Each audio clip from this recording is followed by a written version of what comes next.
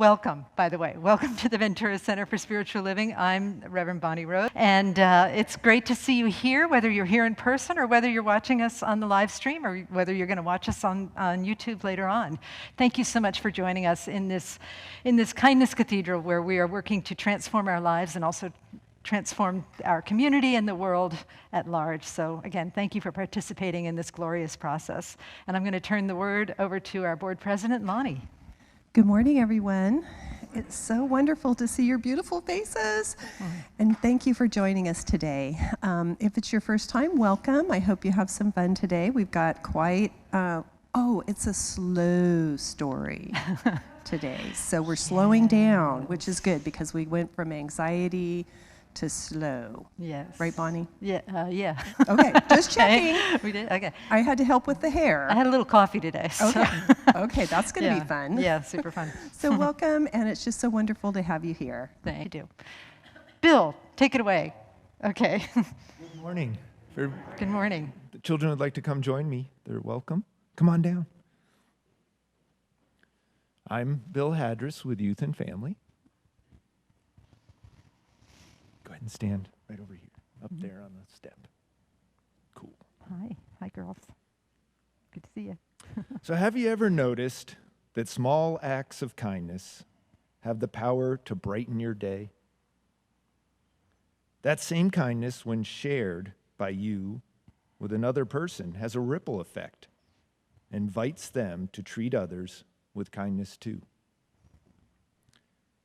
This is a common thread of truth that is shared by almost every religion and faith tradition in the world. A simple message told by many stories that invites us to consider treating other people the way we want to be treated. It's the golden rule. Now, on a different path, have you noticed that a harsh word can leave you feeling small or sad? When we use our words in a harsh or unkind way, it doesn't make us more powerful. It just kind of makes us a bully. So how do we treat ourselves? Through the golden rule, we also learn to establish a positive self-perception. In order to treat others with kindness, we first show kindness to ourselves. So when your day doesn't go the way you had hoped, should we make ourselves feel bad? Goodness, no.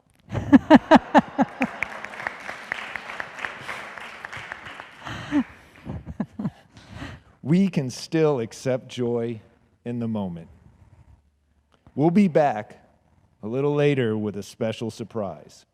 Until then, I'd like you to repeat after me.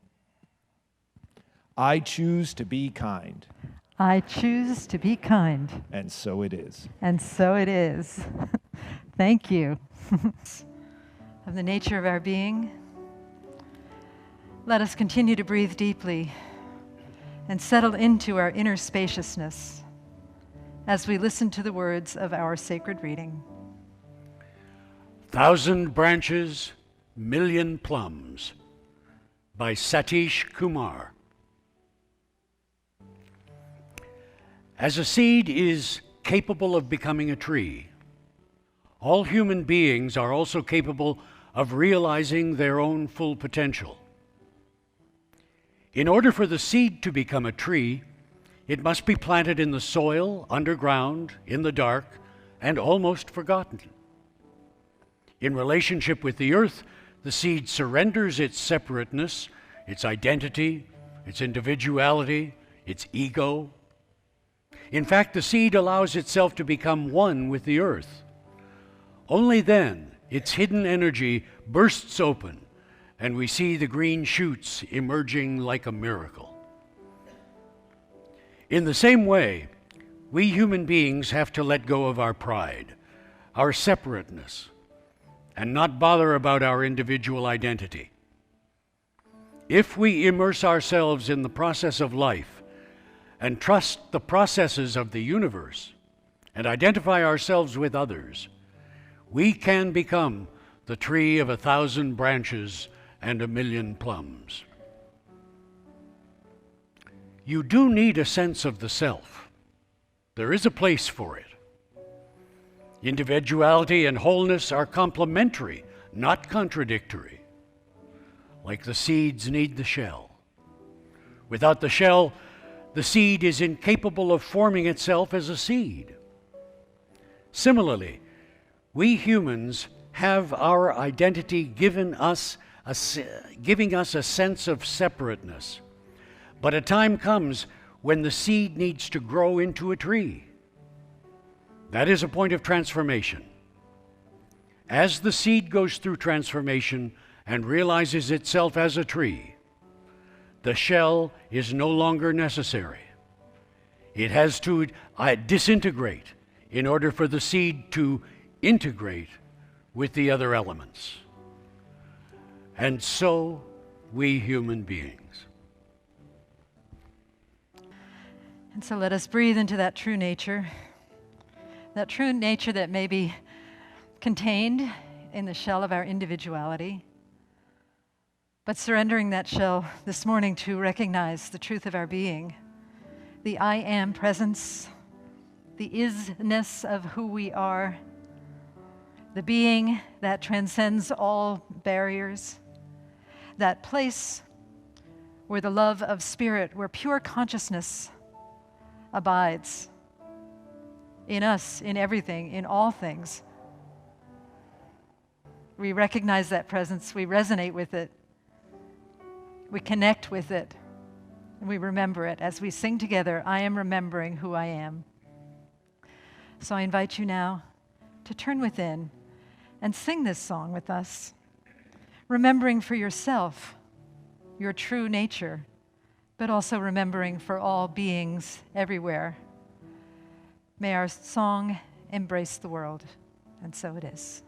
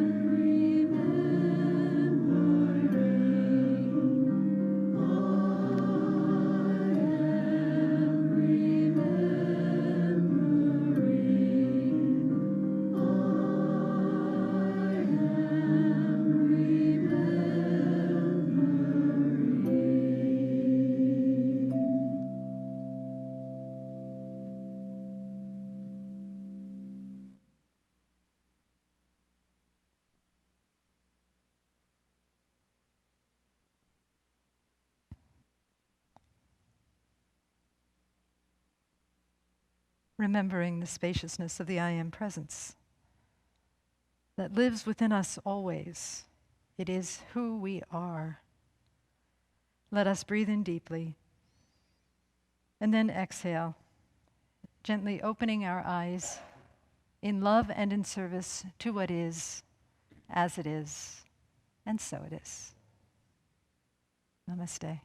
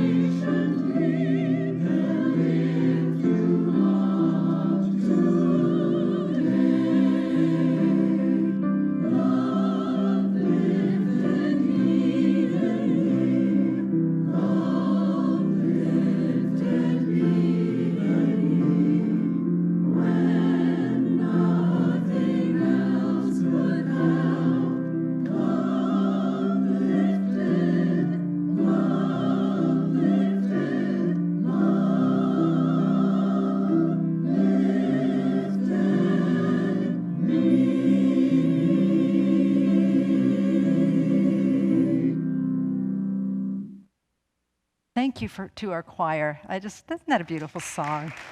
Such a beautiful song. And it's quite a project to put those together, to record them. And I also want to give a special shout out for the arranger, who's Ted Matthews, who arranged it. And some of you may know that as an old Christian hymn, and David and Mary Kerrigan changed up some of the lyrics so that they fit in more with the Science of Mind teaching. So big kudos to everybody. Like Lonnie said, it's a slow story today, so I'm hesitating in getting started. But let's start. Oh, that's the wrong slide. Okay, that's the right slide. There we go. So the name of my talk today is Trust the Slow Story. How many of you remember Gino Walker, who used to sing here a lot? Yeah, I know. She's awesome, but she has a full-time job as a stupid musical director at another stupid church, so so she can't come over here very often. But that's Gino having dinner at our house, and that's one of our turtles, Carolina, who's chatting with Gino there. Many people think that turtles are slow, but actually they can move. They can go lickety-split if you want. That's why in that fable, the tortoise and the hare, the tortoise actually wins, just so you know. So anyway, the title is Trust the Slow Story. And, part of this was inspired by the pandemic. Talk about a slow story. Again, I say this a lot, but when we first found out about it, many of us were like, yeah, 6 weeks, we'll be done. Church will be open, everything will be back to normal, we'll continue everything, but it has been a slow story. It has been a story of being stuck in molasses and quicksand at the same time. It has been very slow, and we still don't know what's going on with it, but it keeps evolving, and it is a slow story.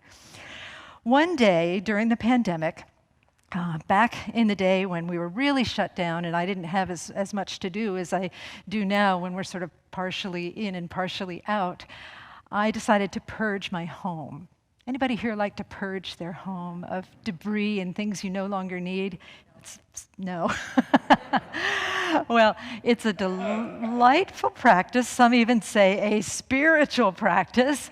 But I purged, and I had these 3 big boxes that I brought over to Goodwill. And this was back in the day when there were many Goodwills that were not taking donations because of the pandemic. So I found one in Ventura, and I was able to bring the boxes over there. And the guy who met me at the door, used to just be able to leave it at the doorstep, but the guy who met me at the door said, you're going to need to bring these in yourself, wear a mask, and you're going to need to sort them into appropriate bins. Now, he was very apologetic about it. And he said, I hope you don't mind. And I said, are you kidding me? That's the best news I've had all week. I am so excited that I get to sort, that I know where things go in life, that this is a sweatshirt and it goes in this bin, and this is a book and it goes in this bin, and this is a kitchen item and it goes in this bin. That was seriously like the best thing that had happened to me all week, because we love it when things are organized and when a process is complete. Completion brings comfort. Completion brings comfort. And in my talks about anxiety that I did recently, I talked about how sometimes we're hesitant to get started because there's a lot to do, and we crave completion, and if we acknowledge that we're in the middle of a process, it feels too anxious and uncomfortable for us. So completion brings comfort, and incompletion can bring a sense of discomfort. So anyway, it felt good to sort. Another thing that happened during the pandemic was this notice that I was craving instant gratification. I'm currently part of a group of ministers and others from around the globe that are setting up what we're calling what's it called now? We've had several names for it, but it's a sanctuary of the heart, an interfaith sanctuary of the heart that will be held online. And we're still working out the processes and whatever, but there's been months of discussion about how that's actually going to work. And in the midst of one of those discussions, I wrote on a post in this communication group that we had, I want to tell you folks, I think part of this sanctuary of the heart has to have some form of instant gratification for people, because it's in the middle of this pandemic. I went out with a friend and gave out scarves to homeless people, and I cannot tell you how good it felt, because you did something, you gave a scarf, there was an interaction, and you were done. And you did something kind, and it was done. Much of what we do is looking at the long story and planting seeds where we won't even sit under those trees for 7 generations. But this was so great. You give a scarf, and sometimes it's received in a way that's pleasing, and sometimes it isn't. But either way, that transaction is done. The person who is sort of running this whole thing said, yeah, sometimes instant gratification is a show of a lack of faith. And I said, oh, really? No, I acknowledge that. There are times when instant gratification is not appropriate, because we all crave it all the time, and sometimes you have to wait. What was odd, though, is that all the other ministers on that list that are actually running churches said, oh, no, we want instant gratification. We need it occasionally, okay? Just like probably all of us, there are so many things in our lives where we wish it was done, where we wish it was complete, where we wish we could say this is finished, and take a breath and then move on to the next thing. But life is full of opportunities for process. And again, at the same time, we crave instant gratification. Certain things in our life have certainly amplified that, right? Like the internet. Oh my gosh. You can't remember played who and so, and you just look it up? Or you ask Alexa, right? I'm really tempted to set up everybody's Alexa at home right now. Alexa, shuffle songs by Ethel Merman. I'm going to hear about that, okay? But other things too. Look at, many of us that were raised in this generation where Bewitched, you could get something just by twitching your nose, right? And I Dream of Jeannie, you want something, bam, right? I wasn't sure if that was a church-appropriate outfit there, but at least her belly button's not showing. That was a big deal when she was a youngster that they put that show on there. She was not allowed to show her belly button. Never mind the rest of the outfit, but I'll just move on, okay? Another thing is that we often want to be there when we're here. We want to be like, what is that, Star Trek with the, what's it called, the transportatron or something like that, the transporter, where you just dematerialize and show up in a new place. Oh, here I am. Whether it's a physical place or whether it's some place in consciousness, we just want it to be over, and we want to get there immediately, and we don't necessarily want to have to go through all the steps of the process to get our little butts there, right? Right. Am I right? Okay, thank you. I'm not the only one. So the thing is, though, is that process is important. Process is really important. For the last couple of months or so, I've been undergoing a rather intense personal challenge that I will not describe. I am fine, but it was, let's say, an interpersonal challenge. And one of the things that I did, you're not going to believe this, but when you do a lot of spiritual practice, life gets better. Who knew? So I really dug into spiritual practice, and I liked it so much that I continued doing that after this incident has been resolved, and it has been resolved.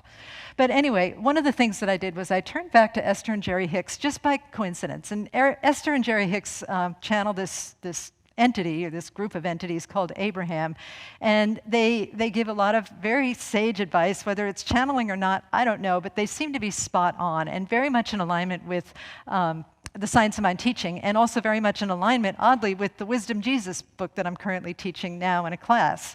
So I turned to them, and one of the things that Esther Hicks said, and I'm saying this because some of the rest of this talk is from Esther Hicks, and I want to give her credit for it, Abraham Hicks. One of the things she says is, when you plant a seed, do you go and dig it up? I do. Okay, this is time for your confessional. This is not a Catholic church, and we're not going to stick you in a booth, but has anybody ever planted a seed to dig it up and see if it's still working? Yeah? I have. On more occasions than I would like to admit. I have one at home right now that I'm very tempted to dig up. You know what I'm talking about, right? I don't think that one's going to work.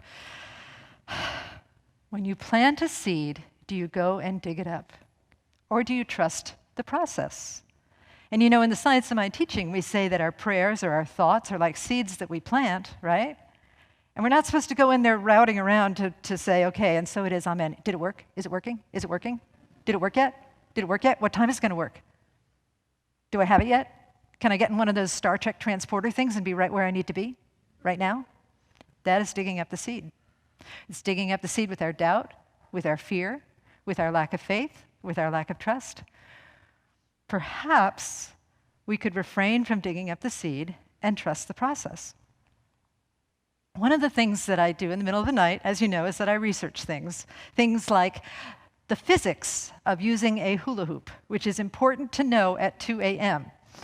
Another thing I researched in the middle of the night was the power in the process of growing a seed. And I took college botany, and I remember very, very little of it because I haven't used much of it at all. But, as I read about this, and this is going to be very basic, you can ask somebody who knows more about this stuff later on, but there is power in the process. For example, when you plant a seed, dormancy is really actually a beautiful thing. Dormancy means lying in wait. It seems like it's not doing anything.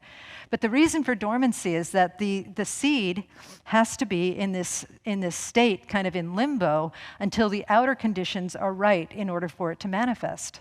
And isn't that so much like prayer? Like we may plant a seed of prayer, but sometimes the outer conditions need to arrange themselves a little bit differently so that we can experience and feel and receive the prayer to its fullness. So we can learn to understand that dormancy, or when it feels like nothing is happening in response to our prayer, just like a plant, dormancy might be a necessary part of that process. The next thing is germination, where the seed starts to germinate. And the seed starts to germinate by coming out of its shell, like Hugh was talking about in that reading. It comes out of its shell and it starts making roots go down, right? So again, maybe if our prayer is not sticking its little head above the ground, maybe it's because it's building deep roots. It's building deep roots that will anchor us. Because sometimes we pray and we get something what we want and we say, oh my God, what was I thinking? I'm not ready for this, right? Has that ever happened to anybody? It's happened to me on many occasions. Hello, this whole job I wasn't ready for when I got it. It happens all the time to me. But I think, again, if we're respecting the deep roots and understanding that sometimes we need the rootedness in spiritual principle or understanding or greater depth or greater spiritual maturity, that's an important part of the process, and we may not actually see the physical manifestation of the growth until those deep roots are set and able to sustain what comes up out of the ground. And then the growth process. Notice I have process underlined. The process is the plant growing in its own time. If, let's say you plant corn, and let's say the corn is this high, it's not going to grow a stalk of corn when it's this high. The plant wouldn't support it, right? So we have to allow the process. And all of this is trusting nature, trusting that nature knows what it's doing, trusting that nature has this overwhelming and underlying intention for good, for working on behalf of all beings everywhere, and trusting that process and surrendering to it and allowing it to work through us rather than fighting against it with our resistance. We resist nature in so many ways, particularly in the nature of prayer. So that's the process, the power and process of growing a plant. There's also a process in prayer. And really, I'll get to in this in more detail in a moment, but the process in prayer is about cultivating the perception and, really important, the reception of wholeness. Ernest Holmes said that there is nothing to be revealed, nothing to be healed, only wholeness to be revealed through perception. And he said also that the consciousness of wholeness is the consciousness of healing. So not only do we perceive wholeness in everything, wholeness meaning oneness, wholeness meaning the perfection of things as they are, perfection meaning inclusive of everything, not only do we perceive that, we also need to receive it in an embodied fashion so that we really understand it, so that it becomes part of our physical, mental, emotional beingness, awareness, so that we can live like that truth is true. So, here's a quiz for you. Do you believe in the power of plants? Do you believe in the power of prayer? Do you believe in neither? Do you believe in both the power of plants and the power of prayer? I hope I see a lot of heads nodding. Okay, I think you all pass. Not everybody nodded their heads, so will be a session for you after. No, kidding. Okay. So yes, the power of plants is very much like the power of prayer. It is a process, a process. A process with strange instant gratification, but we'll get to that later. Our main process is to change our perception, but also to become a wide receiver. I don't know football. I don't know if that is actually a wide receiver. He seems to be jumping up and catching a ball, so that looks like a good sign that he might be. I also don't know if I picked the wrong team. I don't know if that's the Super Bowl, but I don't think it is, based on the stands. So contact me after service if I've offended you with my choice of team. It could be college, it could be high school, right? I see Jonna nodding. All right. We have to become a wide receiver of all of the grace that Spirit has to offer us. So how do we become a wide receiver? Again, this is straight out of Esther Hicks, Abraham Hicks, Jerry Hicks, whatever you want to call it. We ask. We can ask in any way, but we can also ask through prayer. In this denomination, we are very much focused on prayer as a means for deepening our lives and being receptive to all of the grace that Spirit has to offer. We ask through prayer and then assume that it has already been given. Now this, it has already been given, but we just may not be able to see it or receive it yet. This is very much in keeping with this practice that we do in this church, developed by Michael Beckwith of Agape Spiritual Center, the visioning practice. When we vision for something, that means we come up with an idea. Rather, we tap into Spirit's idea of what is the highest and best vision of what it is we are to accomplish in a church, in a business, in a family. We vision, and as we vision and we receive this download from Spirit, we know that that vision is already complete in Spirit. Just as we know that health is already complete in Spirit. Just as we know that abundance is already complete in Spirit. Just as we know that love is already complete in Spirit. Joy, prosperity, whatever it is we are seeking, peace, global peace, it is already complete in the mind of Spirit. So we ask, and we know that it has already been given. It already exists in the consciousness of Spirit. And then believe, that's the same thing. We just anchor in that belief. We anchor in that belief that what we have asked for is already true in the spiritual realm. And then the trickier part, but the fun part, is to receive through vibrational alignment. We match the vibration of that which we wish to receive. We change our insides to see a new outside, to receive a new outside, to transform an outside, to understand that the transformation is coming through our change, our ability to perceive and receive anew. Okay? But it's hard sometimes, because sometimes there's evidence for what you do not want. This is my friend Mark, where I interviewed him on a topic that he likes to talk about when your prayer gets stuck, when it seems like your prayer gets stuck. And he's saying my prayer got stuck, and I'm looking like, what, are you crazy? Because your prayer never gets stuck, by the way. But sometimes it does seem like there's evidence for what you do not want. So what do we do about that? For example, what if you're praying and praying and praying and praying and praying and praying and nothing changes? Nothing changes. That's when you're really craving that transportatron from Star Trek, or you're wanting to be I Dream of Jeannie, or Bewitched, Samantha, whatever her name is. Nothing's changing. There seems like there's so much evidence that this prayer isn't going to work. That is nothing but, that is merely a call to go deeper into the work of vibrational alignment and receptivity. Notice where your attention goes. When something is not working, doesn't your attention go to what is not working? That's the whole basis of the news, isn't it? You know, there's so many good stories happening, but we always focus on the bad things that are happening, right? And we have that sort of microcosm going on in our heads all the time. We are often focused on what is not working. So where your attention goes, your energy flows. If you focus on what is not working, you will see more and more things that are not working. You will miss the evidence that the prayer is actually taking root and getting ready to grow into a form that you can recognize, right? Your attention directs your vibrational alignment. Your attention aligns you with that which you wish to receive. And Esther Hicks says it so simply. She says, if you notice things that you don't want, if you notice evidence that your prayer isn't working, then just think about something else. Notice other things more.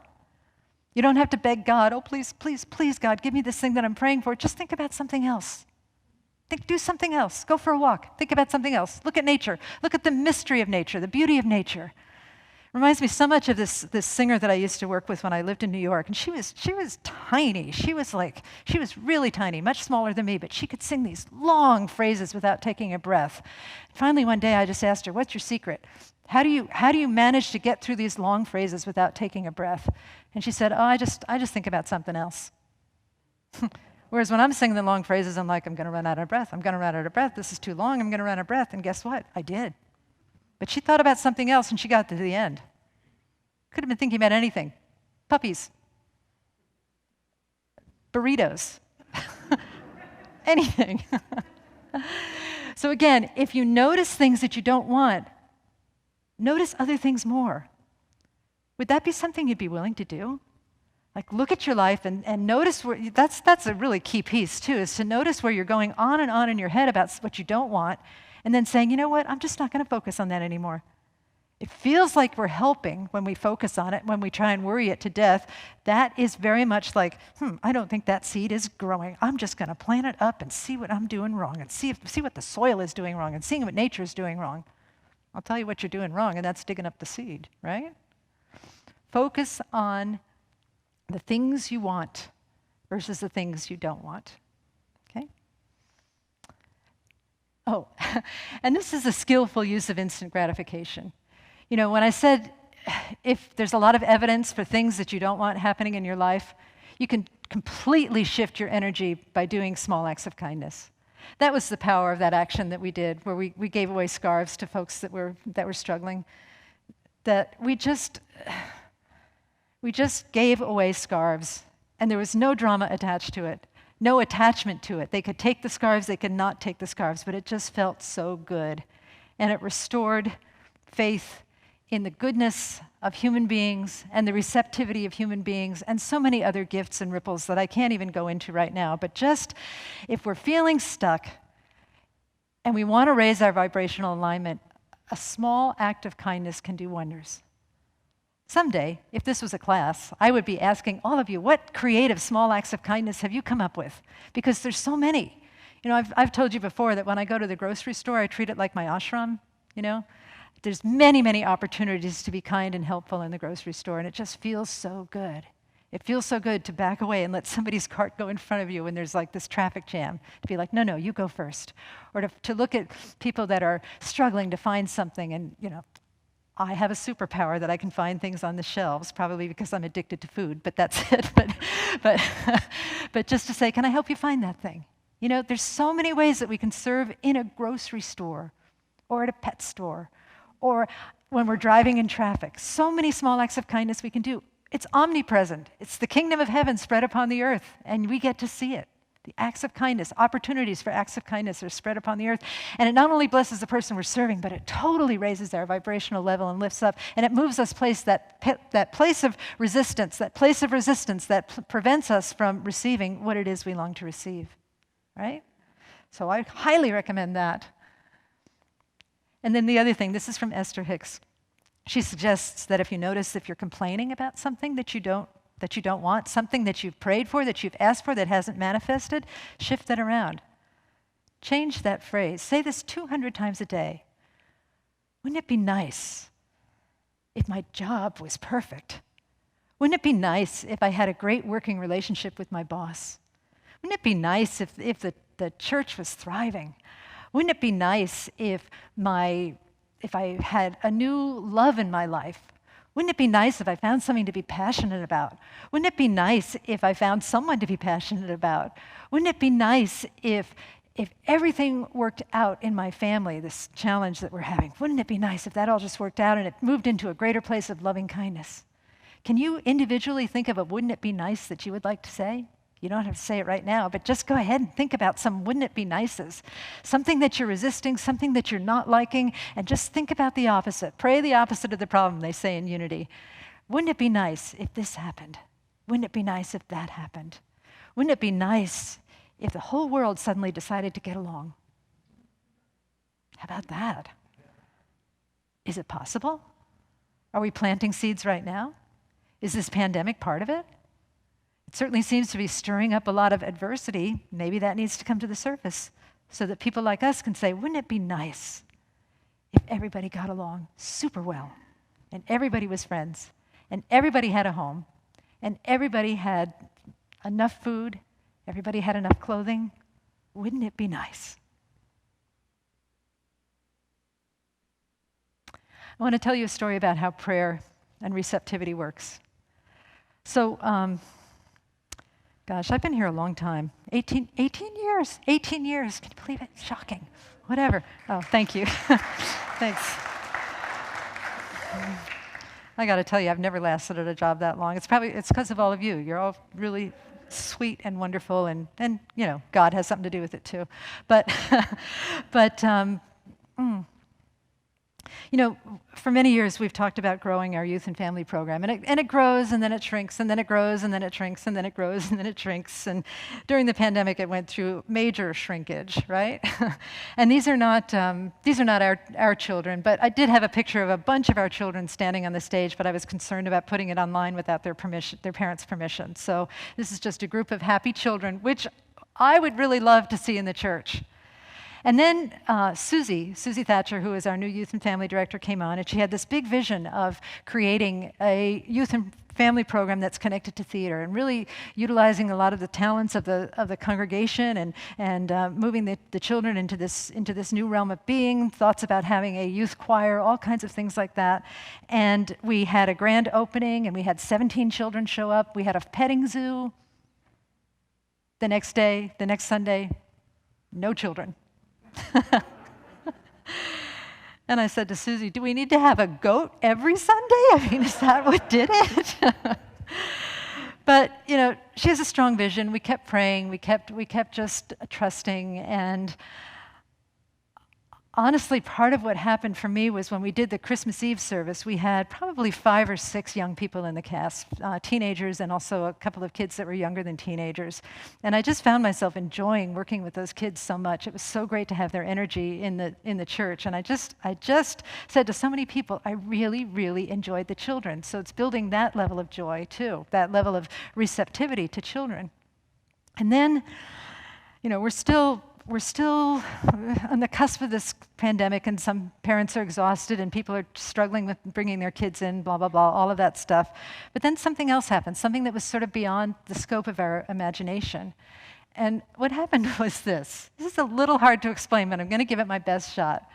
So I know that looks like kind of a flight pattern, and it sort of is. But many of you know that I went to India 4 years ago. And in India, I went with this guy, Nipun Mehta, who is one of my great spiritual teachers. He's right there in our choir loft, as a matter of fact. And because I went to India, I later on went up to Northern California for a meeting with people with India, right? And then I met this woman here. She was staying with me. And then we were going to go visit this monk over here who lives in Berkeley, Reverend Heng Shur. And then when we went to visit the monk in Berkeley, this gal, who was a CIA, where they interrogate people, a CIA interrogator. She interrogated in Iraq, and she moved over back to the States, where she has she started a peace-building organization called the Euphrates Institute. By the way, this is Fran from Iran, who actually spoke here. Fran's from Iran. Okay, so I met Fran from Iran and Janessa from Iraq in Berkeley, and also this guy named Fabrizio from Canada, and somebody else from India there, and we went to visit this monk. And then months later, years later, actually, Fran from Iran, right before Christmas, called me and said, okay, so Janessa's organization is working with people on the Ivory Coast to bring books to children who were in a barber shop, and they were playing with all the barber's tools, and the barber was getting nervous about them. So he said, here's some books. And it turned out that the children loved the books. They loved the books. They were so excited about the books. So contacted Janessa. He's part of her organization. She contacts somebody who lives in Portland, I believe. This person in Portland also supports youth in Nigeria and Ghana.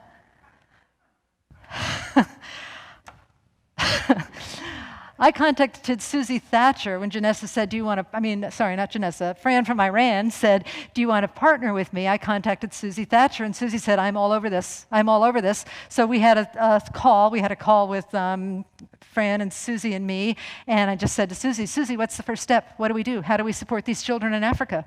How do we support these children all over the world? And Susie said, well, we can just record what we're doing in church today. They're doing a story today. It's a story of a book that children will see children in America relating a story from a book in a church. Children seeing children performing and stepping out of their comfort zone. Well, they speak French in the Ivory Coast. So then we're calling upon church members who speak French. Somebody from France, possibly, and somebody from Morocco. Possibly. I don't know if we've heard back from either of them yet, but it needs to be translated as well. They're learning to be bilingual. So who thought that up? Seriously, How did that happen? Are those roots or what? Going all over the place. Oh, and by the way, here's this dotted line into the Philippines, which you can't really see. But my roommate in India is an acting teacher in the Philippines who works with children, so I'm going to get her involved in it too. So you see what's happening here? It's like we're praying for a stronger youth program. We're praying for a broader scope of bringing the good to children. And this is what happens. It didn't happen like we thought it would. We didn't need to get a goat to make it happen, to make 17 children showed up. We just stayed open to the possibilities to impact hundreds of children. I think that's pretty cool. I think that deserves a round of applause. Yes, I do. Yeah. So if that can happen for this, and it's been a challenge all along, and there have been many places where faith has been lost, and many places where we need to acknowledge that, we need to be in a more receptive place where we need to consider the positive. If that can happen for this, that can happen for anything. It can happen for whatever prayer you are holding in your heart right now. It can happen if you're willing to do the work of receptivity, to become a wide receiver, to align your vibration with the truth of what it is that you want. To recap, amen. To recap, the answer to prayer is prayer. This is a paraphrase of what Ernest Holmes says, but Ernest Holmes, our founder, says that the demonstration to prayer is the prayer itself, because prayer is a shift in consciousness. Prayer is a shift where we contemplate the facts. And the facts are not the facts, really. The facts are not necessarily the spiritual truth, but we contemplate the facts from the highest point of view. The fact that we're going into prayer is that we change our consciousness to a state of receptivity of the truth of existence, which is God is all there is, and that we are one with God, and that God contains all possibilities. And then we give thanks for it, and then we let it go, right? So the prayer itself is the prayer, the answer to prayer, right? The process of whatever we're going through, what if we just affirmed that it's perfect as it is? Even if it's taking too long according to our watch, even if it's taking too long according to the calendar, what if the process is absolutely perfect and we are growing roots and shedding the seed coat and getting ready to blossom when the time is ripe and right? I don't even mean to say what if. I'm saying the process is perfect, okay? We focus on what is wanted versus what is not wanted. We draw our attention to the things that we love versus the things that seem to be worrisome or standing in the way. We do something else. We think of my friend the singer who thinks about burritos and puppies or kittens or whatever when she sings a long phrase and is afraid she's going to lose her breath. We think about something else, and we let God be God. We recognize that kindness raises vibrations. If we're ever stuck and feeling like we're in a slump, just go out and do an act of kindness for somebody. It can be tiny. That's the main thing. It's so crazy in that we think we have to do something epic to raise our vibrations, but an act of kindness can be tiny and still have an impact. And then the other thing too, if we really want to get deep with this, is 200, 300 times a day, say, wouldn't it be nice if? And if ever, whatever your heart is calling you to do, Ernest Holmes says that if your heart is calling you for something and it doesn't hurt anybody, it doesn't hurt yourself, then it is okay to have that desire. It is okay to have that hope. We don't attach to it because it'll be that desire or something better, but it's okay to pray for what your heart really desires. So just say, wouldn't it be nice? Wouldn't it be nice if there was peace in my family? Wouldn't it be nice if there was peace in my workplace? Wouldn't it be nice if there was peace in the world? It's a beautiful practice. And in doing those things, what really happens is that your whole life becomes a prayer. Your whole entire life becomes a prayer. And that's as it should be. So let us pray.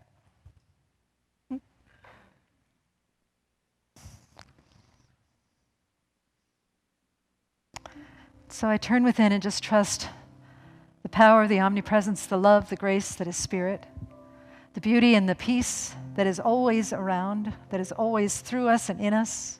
I recognize that. And as I recognize it, knowing that omnipresence is everything and that there cannot be omnipresence on something else, I recognize that I too am part of that omnipresence. I am part of that energy of peace and love and joy and healing and happiness. And as I know this for myself, I know it is true for everyone. So when I use the word I am speaking of the universal I am, the I am presence that inhabits all of us. And so in this place, I know the truth, and I speak the truth. I am part of a grand process. I am part of a system that is for me, that is for my highest and greatest expression. I am part of joy. I am part of peace. I am part of happiness. I am joy. I am peace. I am happiness.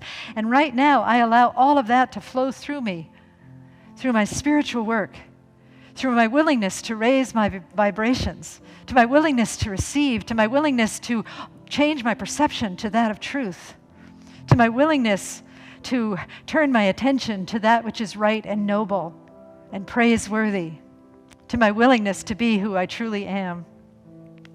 And so I'm so grateful for the spiritual transformation that has taken place here today in all that we have said and done in the community, in our interactions with each other.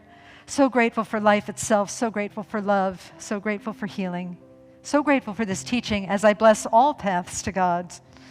Churches, synagogues, temples, mosques, ashrams, fundamentalists, atheists, agnostics, all beings everywhere. For everyone is a blessing. And with a heart that is so filled with love and blessedness, I say thank you, Spirit. Thank you, love. And I release these words into the divine mystery. And together we say, and so it is.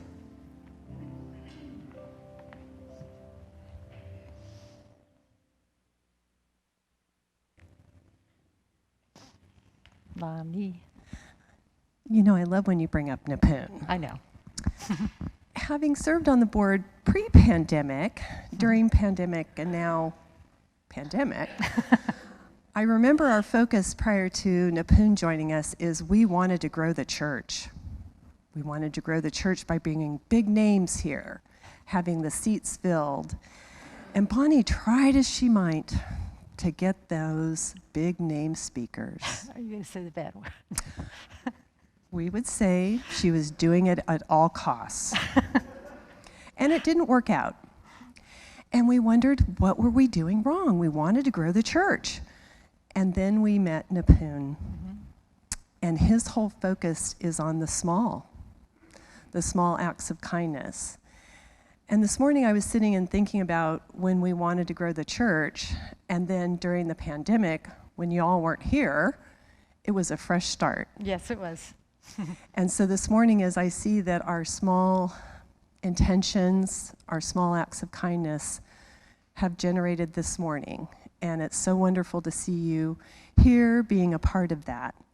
And so this morning in the offering, I am just inviting you to use Bonnie's, wouldn't it be wonderful if this small act of kindness changed the world? Lovely. So I invite you to place your offering over your heart and repeat after me. We trust in spirit. We trust in spirit. Love is a giver and receiver of all that we are. Love is a giver and receiver of all that we are. It is an outer expression of our inner abundance and compassion. It is an outer expression of our inner abundance and compassion. Our gifts bless many. Our gifts bless many. And return to us multiplied in miraculous ways. And return to us multiplied in miraculous ways. So that we may give again. So that we may give again. And so it is. And so it is. Thank you, Lonnie. The VCSL youth would like to present for you Pete the Cat, I Love My White Shoes. Art by James Dean, the creator of Pete the Cat. Story by Eric Litwin. Harper Collins. Pete the Cat was walking down the street in his brand new white shoes. Pete loved his white shoes so much, he sang this song.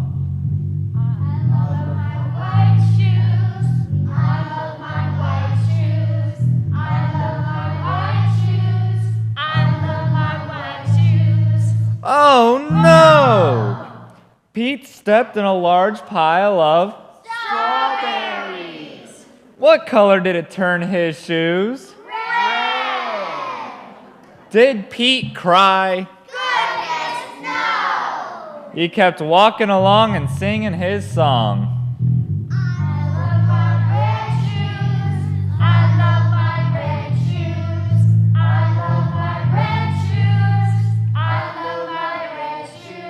Oh no! Pete stepped in a large pile of Blueberries. What color did it turn his shoes? Blue. Did Pete cry? Goodness, no. He kept walking along and singing his song. I love my blue shoes. I love my blue shoes. I love my blue shoes.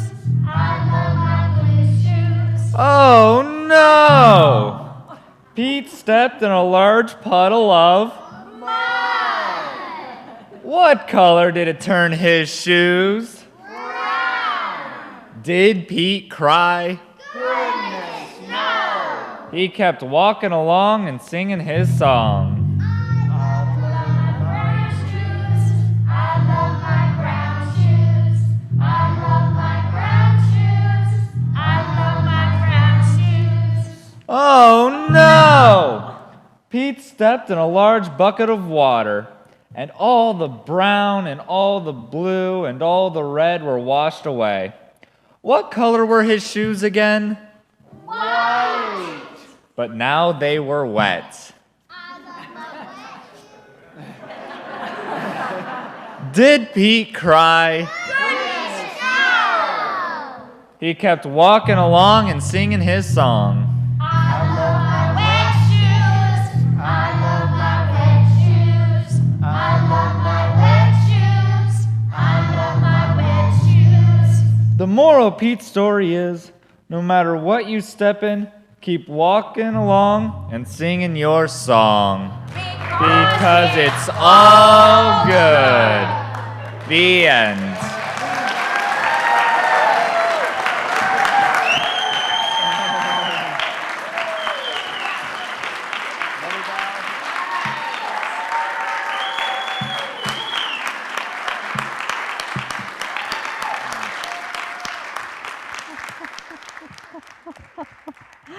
You're going to play. Okay, perfect. Okay.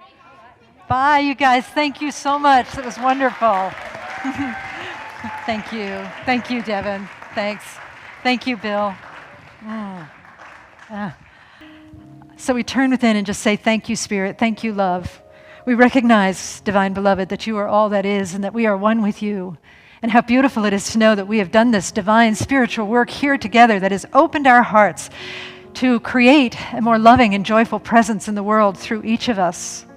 Thank you so much for allowing us to be and for allowing us to be here to learn and to grow into the deepest and greatest and most beautiful possible lives we can live. I know that capacity for everybody exists here and that we get to be part of that change that we wish to see in our own lives but also in the world around us.